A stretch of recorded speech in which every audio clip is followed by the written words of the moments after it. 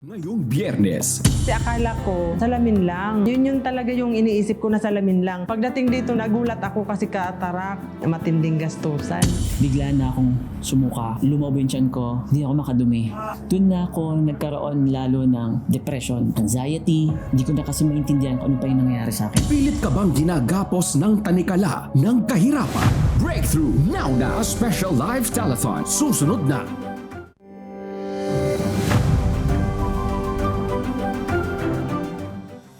Stay with us for the next 30 minutes of the special live telecast of the 700 Club Asia and receive your Breakthrough Now Na!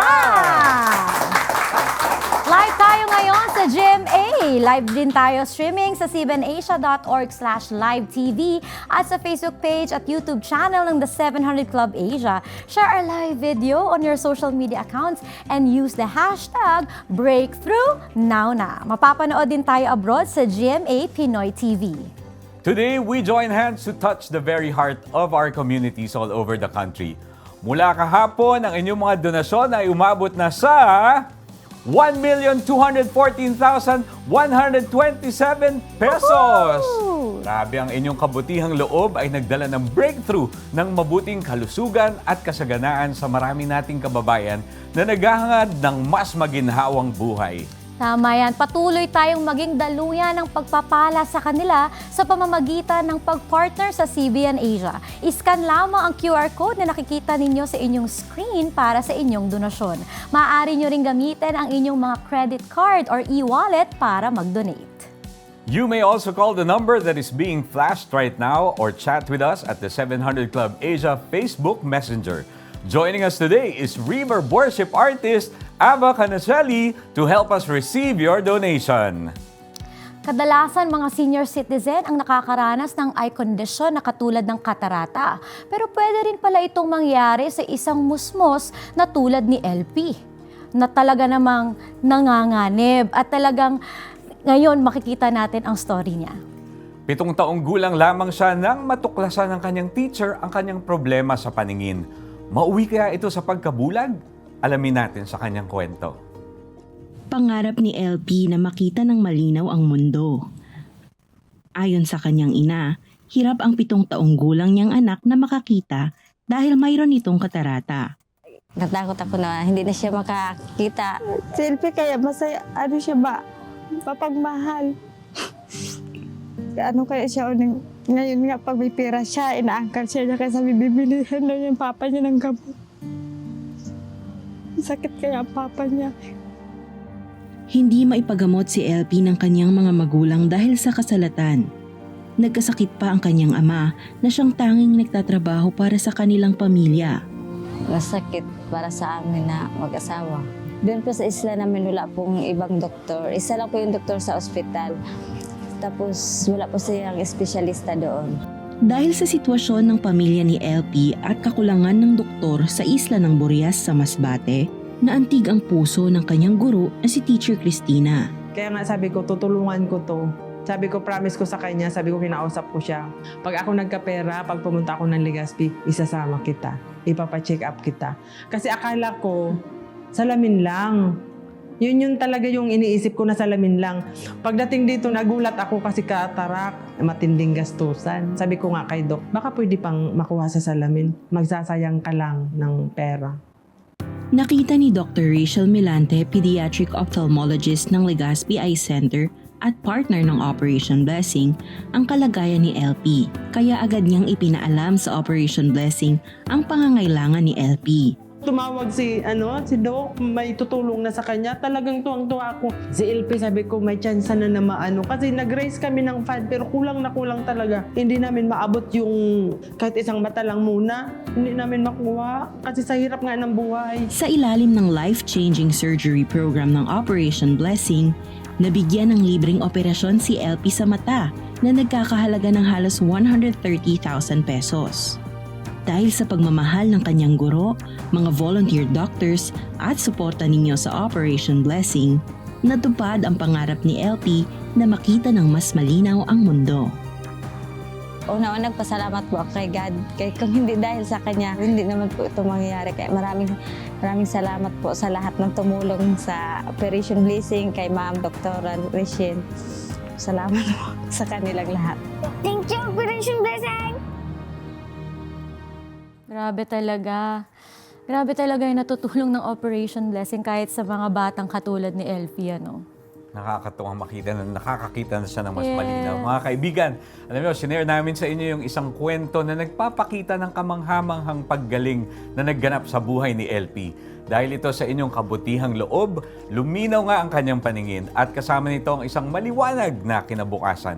Isang magandang breakthrough ito para kay LP. Bukod dyan, ito rin ay isang paalala na kahit ang pinakamaliit na gaya nito ay makaya nating mag-abot ng kabutihan at maaaring magbago ng buhay magpakailanman. Patuloy tayong magbigay sa CBN Asia at magdala ng pag-asa sa mga marami pang bata katulad ni Elfie. Tama, hindi lamang life-changing surgeries ng Operation Blessing ang nagbibigay pag-asa sa maraming pamilya, kundi maging ang back-to-school program nito. Nagbibigay kasi ito ng kumpiyansa sa mga kabataang nais magtapos ng kanilang pag-aaral. Sila ay binibigyan ng scholarship, allowance para sa internet, pamasahe, school supplies at iba pang pangangailangan sa eskwelahan. Sa kabilang dako, ang Bless a Child program naman ng Operation Blessing ay naghahatid ng kalinga sa mga undernourished na kabataan. Through your generous donation, we provide not only nutritious food but also free vitamins and regular check-up from a dedicated team of volunteer doctors and dentists. Imagine a child's face brighten up when they receive proper nutrition. The joy of parents knowing their child is healthy and educated with a future filled with endless possibilities. That's the amazing breakthrough they will experience from the Lord because you care to make a difference. Kasama ang CBN Asia, pagpalain natin ang mga batang ito ng opportunity para mas maganda ang kanilang maging buhay. Let's give now and be someone's breakthrough. Iscan nyo lang po ang QR code on your screen. You may also use the credit card or e-wallet to donate. For other ways to give, here's how. You can give without loving, but you can never love without giving. Give love to our kababayans in need. Partner with CBN Asia. H. Hassle-free giving using credit card. GCash, Maya. E. Electronic banking through BDO. BPI. Metro Bank. And Union Bank. A. Accredited remittance center of M. Louvillier and RD Pawn Shop or I Remit Abroad. R. Register and pay in 7-Eleven. T. Text the Prayer Center 0917 126 1442 or call 8737 0700. Partner with CBN Asia now.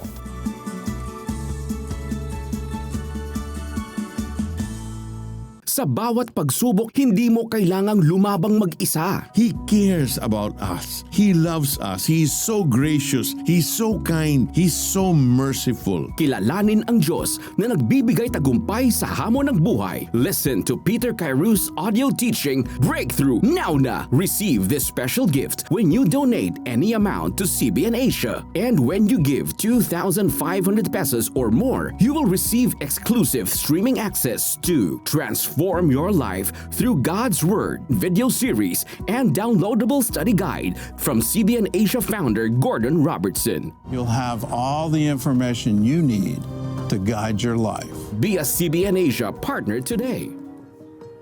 May mga situations talaga sa ating buhay na nagpapakaba o nagdudulot sa atin ng matinding anxiety. Karamihan sa atin nagpapanik agad kaya mas lalong napapahamak.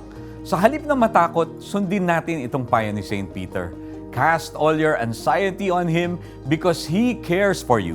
Mababasa natin yan sa 1 Peter 5:7. Ito ang ginawa ng ating kaibigan na si Apple Bantay na taga Paranaque. Makakausap natin siya ngayon via video call. Hi Apple, kamusta ka? Gandang araw, mabuti po. Hi Apple, kumusta ka? O, tanong ko lang, no, paano pinakita ni Lord yung goodness niya when you surrendered your troubles to Him? Bali na po, Bigyan ko ako ng prayer sa prayer center ng Siya na nagpunta po ako ng Singapore na wag po ako makapag. Kung nasa immigration na po ako, nagkaroon po ng problem. Pero ay ano yung problem na dumating sa akin doon. May mga question na hindi ko rin po talaga namin lagi ng na hindi na ako na-credit ko. Pero after prayer, thank you Lord that pag-ibig natin ng prayer, nakalabas ko ako ng God na natatakan yung Wow, grabe. Talagang prayer works. Andun na siya Nasa bingit na siya uwi na siya. Pero dahil sa tulong ng ating prayer center, pinagdasal siya, nakalusot at nakapasok si ating kaibigan na si Apple. Praise God. Praise God. Blessing talaga. Miracle talaga yan, no? Blessing talaga ang CBN Asia. 24/7 prayer center sa atin. Dahil sa prayer and counseling na kanilang binibigay, nagkakaroon ng breakthrough sa buhay ng marami nating kababayan. Ipagpatuloy natin ang gawaing ito ng 24/7 Prayer Center by donating to CBN Asia. Just scan the QR code on the screen or visit cbnasia.com/give for more details. You can also give using GCash app. Here's how. Reach more, bless more, anywhere you are. Donate to CBN Asia using your GCash app. Tap the bills icon, then tap Others. Scroll down and tap CBN Asia. Enter the amount of your donation. Enter your 11-digit mobile number. Type your name in the account name. Then type your email address. Tap Next. Review the details, then tap Confirm. G. Give and be a blessing.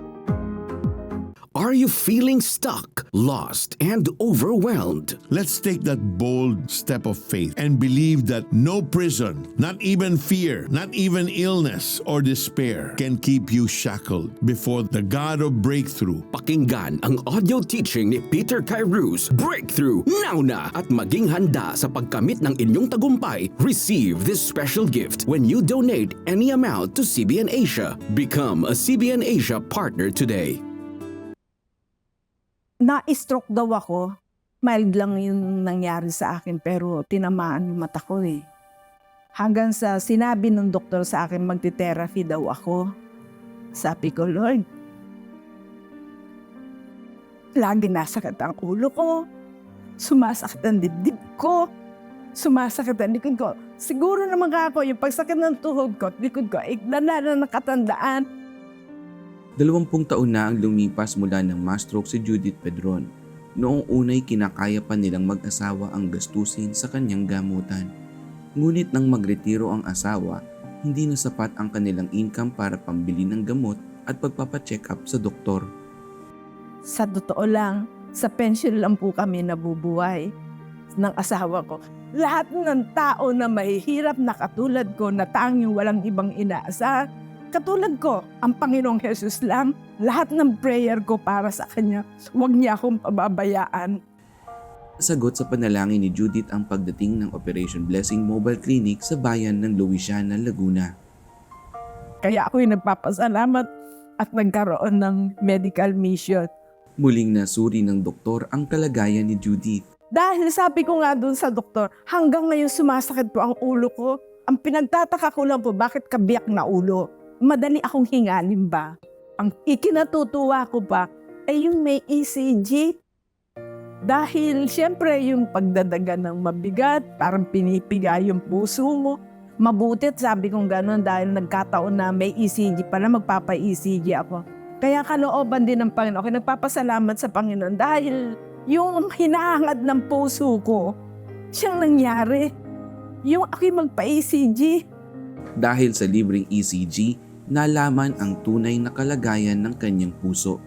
Ayon sa doktor, itong ECG mo okay, normal. Masasabi ko na natugunan lahat yung mga kailangan ko. Tulad ng pananakit ng ulo, nabigyan niya ako ng gamot. Pananakit ng sigmura ko, binigyan niya rin ako ng gamot. Pananakit ng dibdib ko, napa-ECG niya ako. lalong gumaan ang pakiramdam ni Judith nang siya'y mapayuhan at maipanalangin. Ang pinakamasarap na natutunan ko sa kanya na itinuro ng Panginoon, hindi siya nawawala sa atin.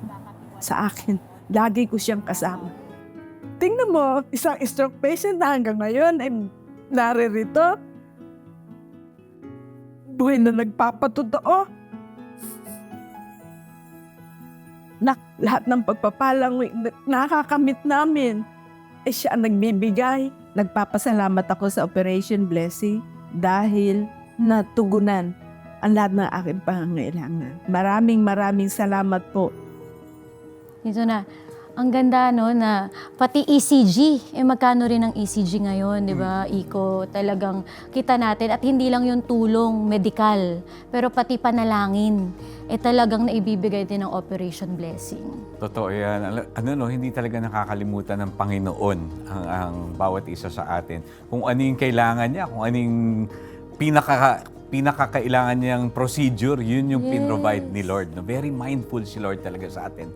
Alam niyo, talagang nakakataba ng puso yung masaksihan kung paano ang simpleng kabutihang loob mo ay makakapigil sa isang sakit na lumala at makapagpahaba ng buhay ng isang tao. Ngayon, si Judith ay makakapagpatuloy na makasama ang kanyang asawang si Nelson, Valentine's pa naman yun, nang hindi nag-aalala tungkol sa kanilang kalusugan. Tama. Bukod sa mobile medical clinic, ang livelihood program ng Operation Blessing ay isa rin sa mga proyekto kasama ng kanilang disaster relief efforts.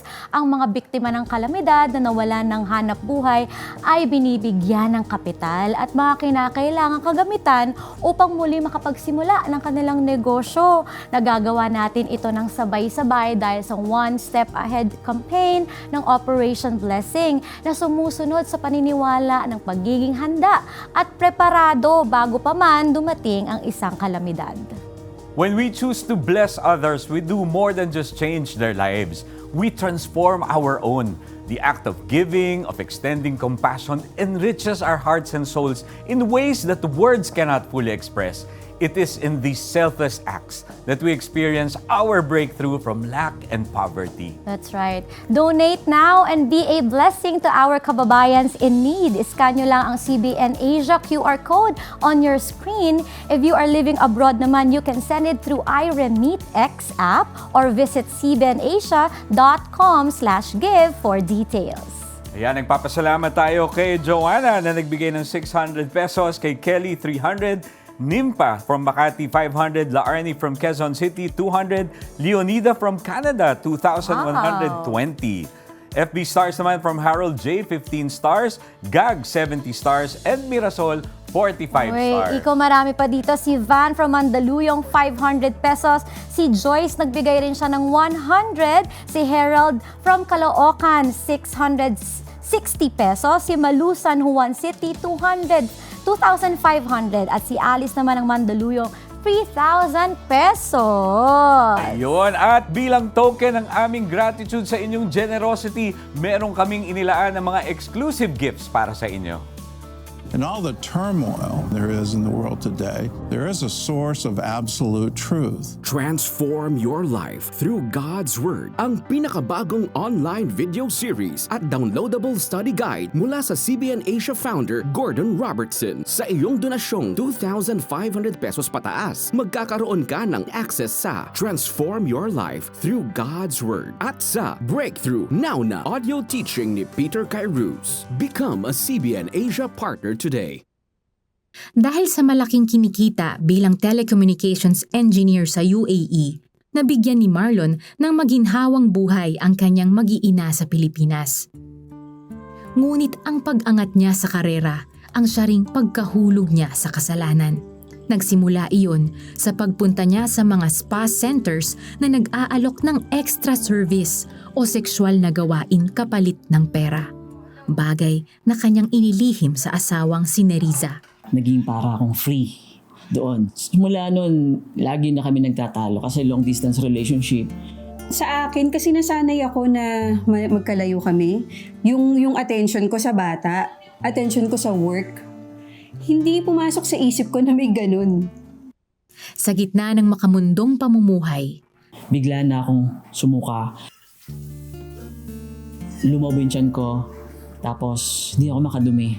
Nagpa-check up ako sa iba't ibang hospital doon at nalaman nga po nila na medyo medyo lobo yung intestine ko. Pero lahat ng laboratory test ko po ay negative. Kaya po, nagtataka ako. Paulit-ulit na sinumpong ng sakit si Marlon. Mabilis siyang nangayayat at napadalas ang pagiging absent sa trabaho. Doon na ako nagkaroon lalo ng depression, anxiety, yung mga ganyan. Hindi ko na kasi maintindihan kung ano pa yung nangyayari sa akin, sa tiyan ko. Hanggang isang araw, tuluyan na siyang sumuko. May mga narinig na po akong mga violent voice. Magpakamatay kayo. Magpakamatay kayo. Hindi siya kinukontra, pero natatakot din po ako. Ayoko na! Tinangka ni Marlon ang magpakamatay. May Diyos talaga. Ikaw nang bahala sa mag-iina ko. Pati sa pamilya ko. Ikaw nang bahala sa lahat. Hindi ko na kaya. Dinikit ko ulit yung picture na yun, dinikit ko ulit na ganyan. May naramdaman akong presensya ng Diyos na parang niyakap ako. Marlon, anong ginagawa mo? Tapos narinig ko yung boses ng Panginoon. Sobrang payapa at napaiyak lang ako. Nahimasmasan si Marlon. Sa nais na kumpirmahin kung kaninong boses ang narinig, hinanap niya ang sagot sa internet. Bumungad sa kanya ang video ng The 700 Club Asia kung saan naging tampok ang buhay ni Miriam Kiambao. I was experiencing depression and a lot of anxiety. Simula nun, nung araw na yun, hindi maalis si Jesus sa isip ko. Ang tagpong iyon ang nagtulak kay Marlon para bumili ng Biblia. Jesus? Kung buses mo talaga yon, kakusapin mo ako dito. Dinuro ko po yung daliri ko. Tumapat po yung daliri ko sa John 14:26. Sabi doon, the Holy Spirit, the Advocate, whom the Father will send in my name, will teach you all the things and remind you all the things that I have commanded you. Naramdaman ko na naman yung presensya ng Diyos. Doon na pagtanto ni Marlon na ang Panginoong Jesus ang nagligtas sa kanya sa kamatayan. Nagkaroon siya ng uhaw na kilalanin ng Diyos at nakagiliwan ang pagbabasa ng Biblia. Nakilala ni Marlon ang isang Kristiyanong pamilya sa Dubai at naanyayahan na dumalo sa Kristiyanong gawain. Naging daan din ang patuloy na panonood ni Marlon ng The 700 Club Asia upang makausap at maipanalangin siya ng mga prayer counselors ng CBN Asia Prayer Center. Nagpapapray ako kada gabi kasi gusto kong maranasan yung presensya ng Panginoon at yung sa prayer nila, na-encourage ako. Patuloy na kumilos ang Diyos sa buhay ni Marlon hanggang sa manumbalik ang kanyang sigla at mawala ang pananakit ng kanyang tiyan at iba pang sintomas. Napansin po ng manager ko na Muslim, your stomach's no longer bloating. Di inabangan ko yung pagdumi ko. Sabi ko, normal na. Itinigil ni Marlon ang pagpunta sa mga spa at namuhay ng may takot sa Diyos. Doon na rin niya sinimulang ayusin ang relasyon sa asawa. Nung sinabi niya po nung nagsorry na siya, nagulat at nanibago ako na binalikan ko nga po yung mga message namin sa chat. Sabi ko, grabe pala ako. Nakita ko siya kung gaano. Kahit mura-murahin ko siya, hindi niya na ako minumura. Umuwi na si Marlon sa Pilipinas at nagsimula ng bagong buhay kasama ang pamilya. Nakakilala sa Panginoon ang kanyang sambahayan at masaya silang naglilingkod sa Diyos ngayon sa discipleship ministry. Aside from blessing, sharing the blessing, but it's all about sharing the gospel, sharing Jesus. Yun po ang ginagawa ng 700 Club na sobrang laking pasasalamat ko. Nakita natin sa story ni Marlon na kahit ano pa yung nakaraan mo, ano man yung pagkakagapos ng kasalanan sa'yo before, posible ka talagang baguhin at encounterin ng Panginoon sa sitwasyon mo. Totoo yan, Jamie. At alam mo, paminsan-minsan ang pinaka-importante talaga ay tanggapin natin sa sarili natin na tayo ay nagkamali at kailangan natin ng isang tao na magliligtas sa atin mula sa lunod na nararanasan natin. Kung kayo po ay nakarelate or parang naramdaman niyo yung kwento ni Marlon, no? At pagod na kayo sa buhay na talunan, kung maaari po, sabayan niyo po ako sa panalangin na to. Panginoon, maraming salamat sa narinig namin na kwento ni Marlon. Panginoon, pagod na po kami sa buhay naming talunan. Pagod na po kami, nakinain na po kami ng aming mga kasalanan at parang wala na po kaming pag-asang makawala sa mga tanikala na ito. Pero Panginoon, ganun na lamang ang pagmamahal mo sa amin na ibinigay mo ang iyong nag-iisang anak at siya'y namatay, pinako sa krus at hindi siya nanatiling nakapako, siya'y nabuhay muli, parang aming kasalanan noon, ngayon at bukas ay mapatawad at malinis at magkaroon kami, Panginoon, ng buhay na matagumpay. Ngunit kailangan, Panginoon, ang unang-una ay tanggapin ka namin bilang aming Panginoon at tagapagligtas at aminin namin sa aming mga sarili na kami ay makasalanan. Patawarin niyo po kami. Pagod na po kami na kami ang nasusunod sa buhay namin. Mula sa sandaling ito na nanonood kami ngayon, Panginoon, sinusuko po namin ang aming buhay, ang aming puso, ang aming isip, ang aming buong pagkatao sa iyong pagmamahal. Maraming salamat, Panginoon. From this day on, Lord God, we will live victoriously because you are a victorious God. In Jesus' name, amen. Amen. Someone who's watching right now, na matagal ka nang merong tinatago, no, katulad ng story ni Marlon, bondage ka sa isang vices, maraming vices sa iyong buhay, at talagang ginagapos ka nito. The Lord is freeing you from that situation. Feeling mo nakakulong ka, madilim. In fact, depressed ka na sa situation mo, but the Lord is freeing you right now, hugging you right now, and saying, anak, I got you, at pinapalaya ka niya sa kahit anong bondage. Receive it today in Jesus' name. Amen and amen. Nagnalangin si Peter Kairos at ako'y sumunod. Naramdaman ko na tuloy-tuloy ang pag-recover ko. Doon ko naranasan yung kapangyarihan ng Diyos. Wala kaming pera pero naitayo namin yung farm na ito. Nag-restore sa akin, finances, trabaho. Lahat po yan galing sa Panginoon. Tulad ba nila ay sinagot din ng Panginoong Jesus ang iyong panalangin? We want to hear it from you. Please text answered prayer and share your story with us. Send it to 0917-126-1442. CBN Asia would like to thank the following: Eblu Villier, iRemit, RD Pawn Shop, 7-Eleven, EC Pay, BPIE Donate, AdStrat, United Neon, Nixis, BB Marciano Catering Services, Matuang Bale Bake Shop. Alam mo, speaking of breakthrough, Yes. gusto ko yung yung word na breakthrough na yan. Gusto ko lang siguro sa pagkakataon na ito na parang batiin ang aking mga kapatid. Kasi two years ago, my mother passed away. And that really caused the strain. Siyempre, your family is grieving and whatnot. Pero dahil sa pagmamahal ng Diyos sa amin at dahil namimiss namin yung mama namin, nagkaroon din ng pagsasama yung magkakapatid. Siyempre, at that moment when she passed away, parang nagkaroon kami ng kanya-kanya munang way on how to handle the grief. But because of the love of the Lord and the Lord made us realize na importante na nandiyan kami para sa isa't isa. So now we are reunited at happy. Praise God for that. Alam mo Jamie, may mga pagkakataon talaga sa buhay natin na yung parang pakiramdam natin, tayo'y naipit sa walang katapusang cycle ng sakit at kahirapan. Halos di makaraos. Ngunit, huwag tayong mawalan ng pag-asa dahil binabasag na ng Diyos ang anumang sumpa na nagdudulot sa atin ng panghihina. Kaya gawin lamang natin ang utos na ito ng ating Panginoong Jesus. Sabi niya, kaya't sinasabi ko sa inyo, humingi kayo at kayo'y bibigyan. Humanap kayo at kayo'y makakatagpo. Kumatok kayo at kayo'y pagbubuksan. Sapagkat ang bawat humihingi ay tatanggap, ang bawat humahanap ay makakatagpo, at ang bawat kumakatok ay pagbubuksan. Luke 11:9-10. Thank you, Lord, sa bigay mong breakthrough now na!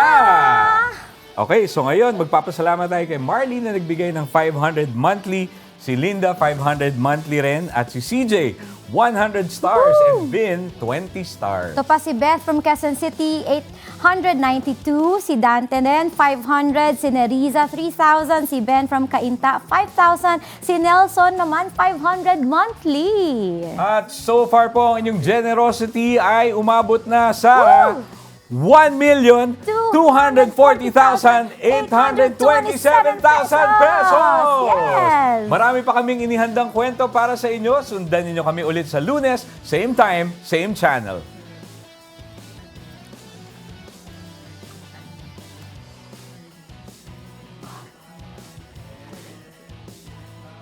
pinanghawakan talaga namin yung sinabi ni Lord na before the end of the year, 2023 yun, mababayaran nyo lahat ng utang nyo. December, wala na kaming utang.